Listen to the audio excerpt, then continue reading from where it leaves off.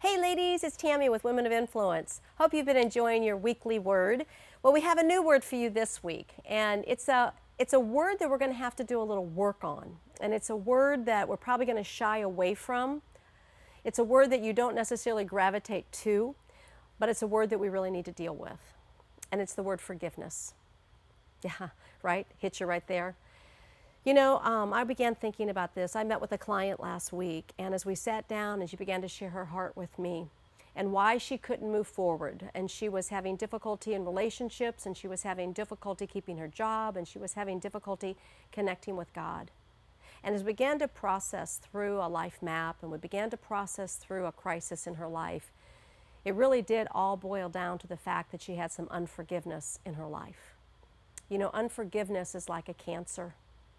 And although you don't see it internalizing, you don't see it, what it's doing to your body, it will manifest itself out.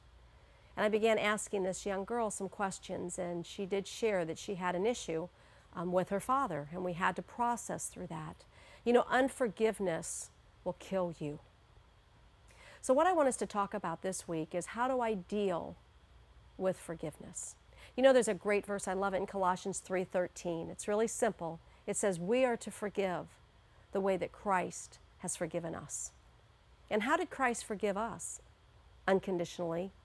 He didn't say, if you do this and if you do that, then I will give you this blanket of forgiveness. He said, I just forgive you.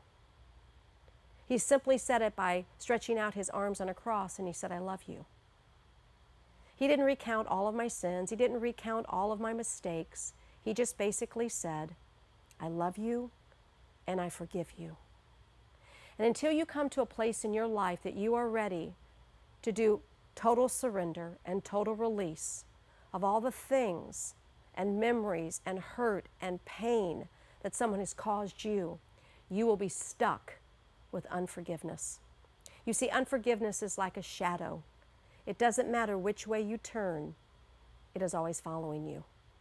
So what I want us to do this week is, and it's a tough assignment, ladies, and I've had to do it, but it's an assignment I will tell you will set you free. The Bible says, he whom the Son has set free is free indeed. So what I want you to do is, I want you to sit down and I want you to say, God, who are the 3 people that I need to deal with unforgiveness? And then on a piece of paper, I want you to write down those 3 people. And then start with that first person. And I want you to think of everything that person did to you, everything they said, every emotion you felt, how they possibly betrayed you, how they hurt you, how they maligned you, the memories, the emotions. Write everything down that you can. Just get it all out on paper. And then do it with the second person. The memories, the thought, the emotion, they did this to me, they caused this pain to me. Write that down. First person, second person, third person. And then I want you to look at it. And then one by one, I want you to tear that up. One by one, I want you to shred that paper. I want you to shred the memories, the hurt, the pain, the power that that person has over you. And then I want you to throw it away. I want you to do as Jesus said. I want you to cast it as far as the east from the west and remember it no more.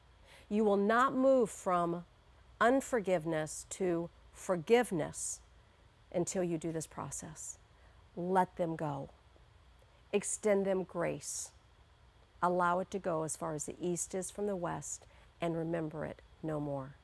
Your word this week is forgiveness. It is so freeing.